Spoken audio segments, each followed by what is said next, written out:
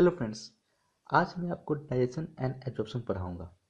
लेकिन इसके पढ़ाने से पहले मैं आपको एक बात बताना चाहता हूँ कि मैं एनसीईआरटी के लेवल में पढ़ाऊंगा।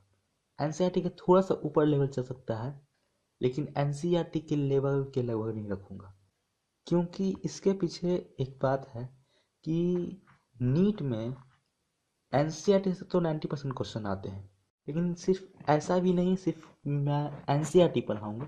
एनसीईआरटी के थोड़ा सा आगे बढ़ सकता है, लेकिन एनसीईआरटी के लेवल पर ही रहेगा। और मैं आपको एनसीईआरटी का हर एक लाइन समझाऊंगा। आपको ऐसे समझाऊंगा कि आपको एनसीईआरटी पूरे अच्छे से याद हो जाए, क्योंकि नीट में सिर्फ एनसीईआरटी के लाइन से ही क्वेश्चन आ सकते हैं। तो मैं ऐसा पढ़ाऊंगा कि आपको एनसीईआरटी अच्छे से याद हो जाए। तो चलिए शुरू करते हैं डाइजेशन एंड एब्जॉर्प्शन। तो सबसे पहले शुरू करते हैं इंट्रोडक्शन से। तो इंट्रोडक्शन में बात करते हैं पहले फूड का। फूड में आपको दो तरह के कंपोनेंट्स चाहिए। एक कंपोनेंट जो कि लार्ज क्वांटिटी में चाहिए और दूसरा कंपोनेंट जो कि स्मॉल क्वांटिटीज में चाहिए।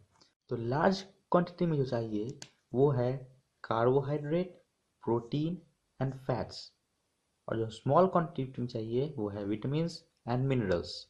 और उसके साथ आपको चाहिए वाटर। वाटर डाइजेशन में बहुत ही यूज़फुल होता है।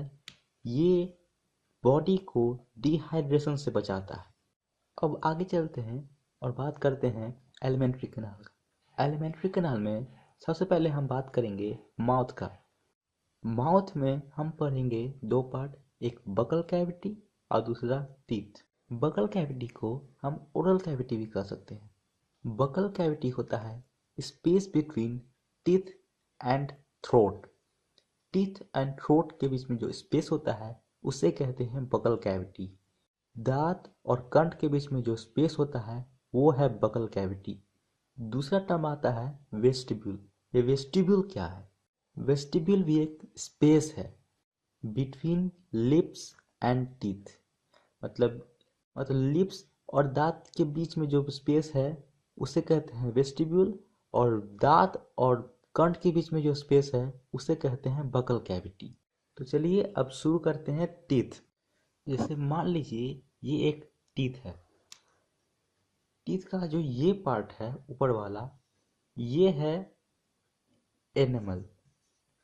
एनिमल बॉडी का सबसे हार्डेस्ट सब्सटेंस होता है। अब पूरे बॉडी का ये सबसे हार्डेस्ट सब्सटेंस है एनिमल। ये एनिमल दांत के ऊपर में होता है। ये एनिमल बनता है एक सेल से जिसका नाम है अमीलोब्लास्ट। अमीलोब्लास्ट। यहाँ देखिए, यहाँ पर एक वर्ड है ब्लास्ट। ब्लास्ट का मतलब होता है फॉर्मिंग। जहाँ भी ब्लास्ट लगा हो उसका मतलब होता है फॉर्मिंग। तो जैसे आप देख सकते हैं, टीथ तीन भाग में बटा हुआ है, एक क्राउन, दूसरा नेक और तीसरा रूट। यहाँ से यहाँ तक पार्ट है रूट, यहाँ से यहाँ तक का नेक, और ऊपर वाले हिस्से को बोलते हैं क्राउन। ये क्राउन विजिबल पार्ट है। ये क्राउन ही आपको दिखता है। ये सब रूट हो जाता है, सॉकेट के अंदर सॉकेट से अंदर हो जाता है। ये जो अमीलोब्लास्ट सेल है ये पाया जाता है स्नेक में। स्नेक में पाया जाता है अमीलोब्लास्ट, और यह अमीलोब्लास्ट बनाता है एनिमल, जो कि ऊपर की सतह पर जम जाता है, और ये हार्डेस्ट सब्सटेंस होता है। और ये पार्ट है, इसका नाम है डेंटाइन। इस पार्ट को बोलते हैं डेंटाइन। ये एक सेल से बना होता है जिसका नाम है ओडोंटोब्लास्ट। यहाँ भी ब्लास्ट लगा हुआ है, मतलब ये फॉर्म कर रहा है डेंटाइन को। और उसके अलावा ये जो पार्ट है, ये पार्ट है, इसका नाम है पल्प कैविटी। ये पल्प कैविटी होता है। ये एकदम सॉफ्ट होता है, सॉफ्ट पार्ट होता है टूथ का, और ये लिविंग पार्ट होता है। इसमें लिविंग सेल्स होते हैं। ये लिविंग सॉफ्ट और लिविंग पार्ट है, ये पल्प कैविटी को कहता है। इसमें पाया जाता है आपका ब्लड वेसल्स। इसमें ब्लड वेसल्स पाए जाते हैं, जिससे दांतों में खून आते हैं और ऑक्सीजन आते हैं। ऑक्सीजन और खून तो सब जगह होता है, जिसमें खून और ऑक्सीजन पल्प कैविटी के माध्यम से आते हैं, जो कि सॉफ्ट और लिविंग होता है। तो ये है आपका ब्लड वेसल्स। यहाँ पर ब्लड वेसल्स पाए जाते हैं और यहाँ पर कुछ न्यूरॉन्स भी होते हैं, जिससे पता चलता है कुछ दर्द का या कुछ का। यहाँ पर न्यूरॉन्स पाए जाते हैं, पल्प कैविटी में ही न्यूरॉन्स पाए जाते हैं, जिससे पता चलता है कुछ दर्द हो रहा है। या जैसे आपको पता नहीं चल रहा होगा कि ये टीथ कैसा है, तो मैं बताता हूँ ये टीथ कैसा है। ये मान लीजिए आपका ये सॉकेट है, ये आपका टूथ है, ऊपर वाला टूथ है। इस पार्ट ये है गम्स, यहाँ पर होता है गम्स, इसका नाम होता है गम्स। ये ऊपर वाला पार्ट को बोलते हैं रूट। जो ये बीच वाला पार्ट है इसे कहते हैं नेक, और जो ये पार्ट है इसे बोलते हैं क्राउन। यही क्राउन आपका विजिबल पार्ट है। जैसे ये माउथ हो गया, माउथ का ये आधा पार्ट हुआ। ये ऊपर में मान लीजिए ये दांत हुआ, ये नीचे दांत हुआ। ये ऊपर वाले जॉ को बोलते हैं मैग्जिला, ऊपर वाले जॉ को बोलते हैं मैग्जिला। और जो नीचे वाला जॉ है इसे बोलते हैं मैंडिबल। ऊपर वाले जॉ को बोलते हैं मैग्जिला और नीचे वाले जॉ को बोलते हैं मैंडिबल। और ये जो टीथ था, टीथ का ये पल्प कैविटी ये टीथ में यहाँ पर होता है, ये पार्ट होता है पल्प कैविटी। तो चलिए अब जानते हैं डेंटल फॉर्मूला क्या होते हैं। तो हम जानेंगे अब डेंटल फॉर्मूला। डेंटल फॉर्मूला वो भी मैमल्स का। मैमल्स का जो दांत होता है वो होता है हेट्रोडोंट। हेट्रोडोंट का मतलब कि सारे दांत एक जैसे नहीं होते। मैमल्स में 4 तरह के दांत होते हैं। ये है incision, canine, premolar and molar. और इसका डेंटल फॉर्मूला होता है 2 1 2 3। ये ऊपर वाले हाफ के लिए और नीचे वाले हाफ के लिए 2 1 2 3। ये जो 2 है ये है इंसीजर, ये 1 है ये है कैनाइन, ये 2 प्रीमोलर और ये 3 मोलर। लेकिन हमारा जो दांत होता है वो डाइफाइडोंट होता है, जिसका मतलब होता है टीथ 2 बार आते हैं। जो बच्चे में जो टीथ होते हैं वो होते हैं मिल्क सेट, और इसे कहते हैं डेसिडुअस सेट। डेसिडुअस सेट या टीथ, डेसिडुअस टीथ। इसके डेंटल फॉर्मूला कुछ अलग होते हैं। इसके डेंटल फॉर्मूला होते हैं 2 1 0 2 और नीचे हाफ के 2 1 0 2। इसका मतलब है कि बच्चे में ये प्री मोलर नहीं पाए जाते हैं, और ये जो मोलर है बाद में ये मोलर प्री मोलर बन जाता है, और आगे 3 मोलर और आ जाते हैं। ये जो मोलर है ये प्री मोलर बन जाता है, और आगे जो दांत आते हैं वो कहलाते हैं मोलर। तो चलिए अब पढ़ते हैं डेंटिशन के बारे में। तो ये डेंटिशन क्या होता है? डेंटिशन का मतलब है कि दांत कितने बार आते हैं, पूरे आपकी जिंदगी में दांत कितने बार आते हैं। तो मैमल्स में डाइफाइडोंट होता है, इसका मतलब है मैमल्स में दांत 2 बार आते हैं।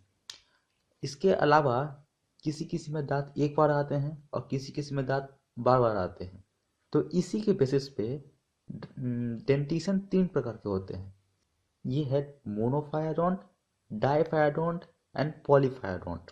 मोनोफायरॉन्ट मतलब टीथ जिसमें 1 बार आए, डाइफायरॉन्ट जिसमें टीथ 2 बार आए, और पॉलीफायरॉन्ट जिसमें टीथ बहुत बार आए। मोनोफायरॉन्ट का एग्जाम्पल है वेल। वेल में टीथ सिर्फ 1 बार ही आते हैं। डाइफायरॉन्ट का एग्जाम्पल है ह्यूमन और एप्स और मंकीज। और पॉलीफायरॉन्ट का एग्जाम्पल है स्नेक। स्नेक में टीथ बार बार आते हैं। तो ये थे dentition on the basis of how many times teeth comes. अब हम पढ़ते हैं कि dentition on the basis of attachment. तो dentition on the basis of attachment ये भी 3 तरह का होते हैं। एक होते हैं थिकोडोंट, प्लियोरोडोंट और एक्रोडोंट। तो थिकोडोंट होता है जो टीथ फ्यूज इन सॉकेट, और सॉकेट में अगर दांत फिक्स्ड है तो उसे कहेंगे थिकोडोंट। प्लियोडोंट अगर दांत अगर साइड में फिक्स है तो वो है प्लियोडोंट, और एक्रोडोंट जो कि बोन का पार्ट ही है वो होता है एक्रोडोंट। तो थीकोडोंट का एग्जांपल तो जानते ही हैं, ह्यूमंस। ह्यूमंस में थीकोडोंट होता है क्योंकि ये सॉकेट में होता है। और प्लियोडोंट का एग्जांपल है रेप्टाइल्स। रेप्टाइल्स में दांत साइड में फिक्स होते हैं रेप्टाइल्स, लेकिन एक्सेप्ट एक्सेप्ट क्रोकोडाइल, क्रोकोडाइल को छोड़कर ये प्लियोडोंट होते हैं। और एक्रोडोंट ये पाए जाते हैं फ्रॉग में। फ्रॉग में टूथ बोन का ही एक पार्ट होता है। तो ये थे पूरे डेंटिशन के बारे में। डेंटिशन में एक और बेसिस होता है, वो होता है ऑन कस्प। कस्प के आधार पर भी डेंटिशन 5 पार्ट के हो जाते हैं, जिसमें से ह्यूमन बींग्स होते हैं वो होते हैं बूनोडोंट। ह्यूमन बींग्स बूनोडोंट होते हैं। कस्प में मैं उतना कुछ ज़्यादा डिटेल नहीं जा रहा हूँ क्योंकि इससे उतने क्वेश्चंस नहीं आते हैं। और इसके अलावा एक एनिमल है जिसका नाम है ऑपोसम। ऑपोसम में मैक्सिमम टीथ होते हैं। इसमें टीथ होते हैं 50। इसमें 50 टीथ होते हैं। ये एक मार्शुपियल है। मार्शुपियल, मार्शुपियल का मतलब होता है जिसमें पाउच होते हैं। जिसमें पाउच होते हैं उस एनिमल को बोलते हैं मार्शुपियल। ये है ऑपोसम, इसमें 50 टीथ होते हैं। तो ये हो गए पूरे टीथ के बारे में। मैंने इतना कुछ इसलिए बताया क्योंकि मुझे बताने थे ह्यूमन बींग्स में क्या होते हैं। तो ह्यूमन बींग्स में होते हैं थीकोडोंट,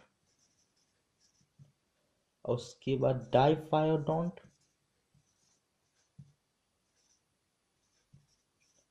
और बूनोडोंट। थीकोडोंट का मतलब में टीथ सॉकेट में जॉइंट हो। डाइफायोडोंट मतलब में 2 बार, जिसमें 2 बार टीथ आए। और बूनोडोंट का मतलब जिसमें स्मॉल कस्प हो, इसमें स्मॉल कस्प हो। ये कस्प का मतलब ये जो दांत है ये जो छोटा है, ये स्मॉल होते हैं। ये कस्प के आधार पर होते हैं। ये ह्यूमंस में ये कस्प छोटे होते हैं, स्मॉल होते हैं। और जैसे एक एनिमल है एलिफेंट। एलिफेंट में कस्प होते हैं, वो कहलाते हैं हिप्सोडोंट। हिप्सोडोंट, हिप्सोडोंट पे लार्ज कस्प होते हैं। लार्ज कस्प होते हैं हिप्सोडोंट में, ये पाए जाते हैं एलिफेंट में। तो इससे उतना टेलर नहीं जानता है। हमको जानना है ह्यूमन बींग्स के बारे में। ह्यूमन बींग्स में होता है बोनोडोंट, डाइफायोडोंट और थीकोडोंट। तो अब पढ़ते हैं हम टंग। टंग में एक टर्म है फ्रेनुलम। फ्रेनुलम का मतलब होता है फोल्ड ऑफ स्किन। स्किन का फोल्ड को बोलते हैं फ्रेनुलम। और दूसरे पार्ट है लिंगुअल और ग्लोसल, इसे टंग को कहते हैं। टंग को लिंगुअल और ग्लोसल भी कह सकते हैं। जैसे मान लीजिए ये है टंग। टंग में ये इसे कहते हैं फ्रेनुलम लिंगुए, इससे टंग अटैच होता है। और ये है ओरल कैविटी। ओरल कैविटी और टंग के बीच में ये जॉइंट होते हैं। ये होते हैं लिंगुअल, फ्रेनुलम लिंगुए। फ्रेनुलम का मतलब फोल्ड ऑफ स्किन और लिंगुए मतलब टंग। इसका मतलब ये फोल्ड ऑफ स्किन है, फोल्ड ऑफ स्किन। अब हम पढ़ते हैं पैपिले के बारे में। टंग के ऊपर कुछ पैपिले होते हैं, अब हम उसके बारे में पढ़ते हैं, जिसकी मदद से इस पैपिले में टेस्ट बर्ड्स होते हैं। अब हम इसके बारे में पढ़ेंगे। तो अब हम बात करते हैं टंग के। टंग में 4 तरह के पैपिले होते हैं, फंगीफॉर्म, फिलीफॉर्म, वैलेट और circum wallet papillae, folate papillae. लेकिन ये फोलिएट पैपिले ह्यूमन में नहीं होते हैं। 4 तरह के होते हैं लेकिन फोलिएट पैपिले ह्यूमन में नहीं होते, किसी और एनिमल में होते हैं। सबसे पहले बात करते हैं फिलीफॉर्म पैपिले की। ये है फिलीफॉर्म पैपिले। ये स्मॉलेस्ट होते हैं और मैक्सिमम इन नंबर होते हैं। सबसे ज़्यादा नंबर होते हैं फिलीफॉर्म पैपिले के। ये वाइट कलर के होते हैं। ये होते हैं वाइट कलर के। लेकिन इसमें एक बात है कि इसमें टेस्ट बर्ड नहीं होते हैं, नो टेस्ट बर्ड्स। इसमें टेस्ट बर्ड्स नहीं होते, कोई भी टेस्ट बर्ड्स में नहीं होते। तो अगला है फंगिफॉर्म पैपिले। फंगिफॉर्म पैपिले में यहाँ से यहाँ तक ये पार्ट होते हैं स्वीट के लिए, इसमें टेस्ट बर्ड होते हैं। यहाँ से यहाँ तक टेस्ट बर्ड होते हैं स्वीट के लिए, यहाँ से यहाँ तक के होते हैं सॉल्ट के लिए, और ये दोनों जो होते हैं ये होते हैं सोर के लिए। और जो बीटर के लिए पैपिले होते हैं वो होते हैं यहाँ पे, ये होते हैं बीटर के लिए। वैलेट पैपिले में पाए जाते हैं बीटर के टेस्ट बड्स, और फंगिफॉर्म पैपिले में पाए जाते हैं स्वीट, सॉल्ट और शोर। और यहाँ पर टॉन्सिल होते हैं, इस टॉन्सिल का नाम है लिंगुअल टॉन्सिल। इस टॉन्सिल को बोलते हैं लिंगुअल टॉन्सिल। ये जो फंगिफॉर्म पैपिले होते हैं ये मीडियम साइज के होते हैं, और ये इसका कलर होता है रेड। ये रेड कलर के होते हैं, इसमें स्वीट, शोर और सॉल्ट टेस्ट पाए जाते हैं। और वैलेट लार्ज साइज पैपिले होते हैं, और इसमें बिटर टेस्ट बर्ड होते हैं। और ये फोलिएट ह्यूमन में टंग में नहीं पाए जाते हैं। तो अब ये क्वेश्चन है, वो क्वेश्चन है कि taste of chillies at, chillies का टेस्ट कहाँ पे पाया जाता है? टंग के टिप पे, यहाँ पे, मार्जिन्स पे, पूरे टंग पे, या कहीं नहीं? तो इसका आंसर है 4, कहीं नहीं। चिलीज का टेस्ट कहीं नहीं पाया जाता है। चिलीज सिर्फ एक बर्निंग सेंसेशन देता है, सिर्फ एक बर्निंग सेंसेशन देता है और कुछ नहीं। चिली का कोई टेस्ट बर्ड नहीं होता है, चिली एक सिर्फ बर्निंग सेंसेशन देता है, कुछ सिर्फ जलता है, जलने। और इसी प्रकार एक होता है पीपरमेंट। पीपरमेंट भी ये सिर्फ कोल्ड सेंसेशन देता है, इसका भी कोई टेस्ट बर्ड नहीं होता है। ये पेपरमेंट कोल्ड सेंसेशन देता है और चिली बर्निंग सेंसेशन। तो यहाँ माउथ खत्म होता है। तो हम अब इसे एनसीईआरटी से पढ़ेंगे। तो चलिए अब एनसीईआरटी से पढ़ते हैं, क्योंकि मैंने आपको पहले बताया था कि मैं पूरे एनसीईआरटी को आपको याद करवाऊंगा। तो एलिमेंट्री कैनाल से पढ़ते हैं, वो इंट्रोडक्शन है। The alimentary canal can begins with an interior opening, the mouth, and it opens out posteriorly through the anus. The mouth leads to the buccal cavity or oral cavity. The oral cavity has a number of teeth and a muscular tongue. Each tooth is embedded in a socket of jawbone. This type of attachment is called thecodont. इसमें thecodont होता है और सारे tooth socket of जॉबून में attach होते हैं। तो majority of mammals included human beings form 2 set of teeth during their life, जिसे कहते हैं डाइफैडोंट। पहला है टेम्पररी मिल्क और deciduous teeth, replaced by a set of permanent और एडल्ट टीथ। बच्चे में होता है टेम्पररी और डेसिडुअस, और बड़े हो जाते हैं तो उसका होता है परमानेंट और एडल्ट टीथ। इससे कहते हैं diphyodont. An adult human has 32 permanent teeth which are of 4 types. इसके बोलते हैं heterodont.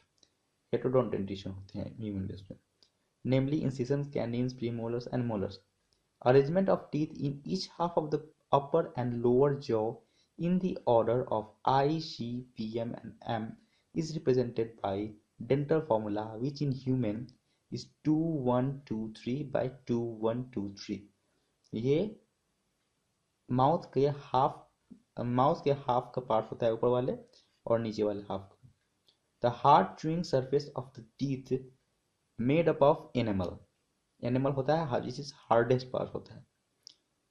We help in mastication of food. The tongue is a freely movable muscular organ attached to the floor or of the oral cavity by the frenulum. मैंने आपको बताया था frenulum का मतलब fold of skin. Frenulum जो कि attach करता है माउथ और टंग को। The upper surface of the tongue has small projection called papillae, some of which bear taste buds. Some of which bear taste bud मतलब कि फिलीफॉर्म पेपिले में taste bud नहीं होते हैं, फंगीफॉर्म में होते हैं, वैलेट में होते हैं। अब हम इसके आधार पर कुछ क्वेश्चंस बनाएंगे। तो पहला क्वेश्चन है, the hardest substance of vertebrate body is. पहला है क्रिएटिन, एनिमल, डेंटाइन और कॉन्ड्रीन। ये क्वेश्चंस एमपीपीएमटी में 1995 में पूछा गया था। तो इसका आंसर तो पता ही होगा, हार्डेस्ट सब्सटेंस बोल रहा है तो इसका आंसर होगा enamel. Enamel hardest substance of the body होता है। अगला क्वेश्चन है, taste bud for bitter taste are found on tongue at. पहला है टिप, दूसरा है ऑन बेसल सरफेस, तीसरा है पोस्टीरियर पार्ट और चौथा है लेटरल साइड्स। ये पूछा गया है सीपीएमटी 1992 पे। तो जैसे कि मैंने बताया था, बीटर टेस्ट होता है वेलवेट पेपिले में। ये टंग के ऊपर वाले हिस्से में होता है, वेलवेट पेपिले पे। तो वेलवेट पेपिले ऊपर में होता है, टिप पे तो नहीं होगा। टिप पे फंगीफॉर्म पेपिले होता है, बेसल में भी नहीं होगा, लेटरल में भी नहीं होगा। ये होगा पीछे वाले पार्ट पे, पोस्टीरियर पार्ट पे। अगला क्वेश्चन है, डायस्टीमा is associated with presence of certain teeth, absence of certain teeth, absence of tongue and presence of tongues and absence of tongue। तो ये डायस्टीमा क्या होता है? डायस्टीमा होता है गैप बिटवीन टू टीथ को बोलते हैं डायस्टीमा। गैप होता है बिटवीन टू टीथ को बोलते हैं डायस्टीमा। तो इसमें से presence of certain teeth, presence नहीं गैप मतलब एब्सेंस ऑफ सर्टेन टीथ। इसका मतलब बी आंसर इज करेक्ट। तो ये थे कुछ क्वेश्चंस माउथ से रिलेटेड। अगर आपको ये वीडियो अच्छा लगा है तो प्लीज़ इसे लाइक करें और कमेंट में मुझे बताएं कि आपको ये वीडियो कैसा लगा है, और इसे सब्सक्राइब करना ना भूलें। इसे प्लीज़ सब्सक्राइब करें कि आगे जो मैं वीडियो डालूं और आपको तुरंत मिल जाए। सब्सक्राइब करना ना भूलें। Thank you.